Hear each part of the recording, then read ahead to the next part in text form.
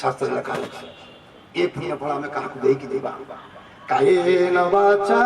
मन संयमा बुद्ध्यात्मना वा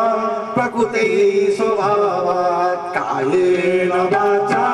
मन संयमा बुद्ध्यात्मना वा प्रकृति स्वभावात् करोमि जगत् सकलं परस्मै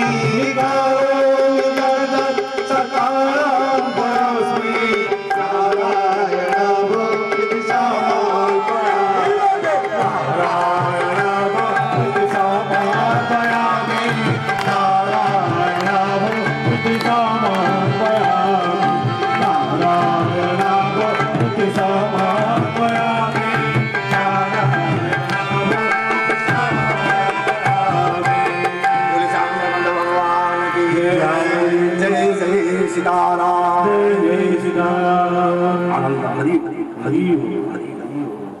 विशेष सूचना